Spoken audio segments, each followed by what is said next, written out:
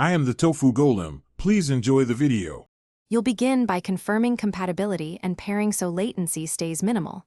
Start with the iPad OS version and device model. Older iPads behave differently. Once paired, charge the pencil above 20% to avoid interruptions. Open the Note app, create a fresh page, and choose a pen or brush preset.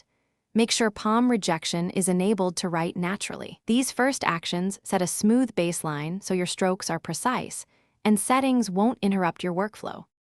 Once the basics are set, refine how you write and edit. Adjust pressure sensitivity and smoothing to get responsive lines. Tilt should mirror shading when you want it to feel like a real pencil.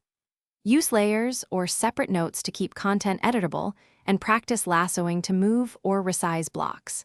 Make use of the Apple Pencil Pro Double Tap or custom shortcut to switch between pen and eraser instantly. These actions speed up complex note layouts and preserve clarity while you iterate quickly. Finish by exporting and backing up so your notes stay safe and shareable. Export as PDF for consistent layout or use text conversion to extract editable text. Make sure iCloud or another backup is active. This prevents loss if you switch devices. If you encounter lag, dropouts, or buttons stop responding, reboot your iPad, unpair and repair the pencil, and check for Bluetooth interference from other devices. If problems persist, reset network settings or test on another app to isolate the issue. Thanks for watching. Consider subscribing if we helped you today.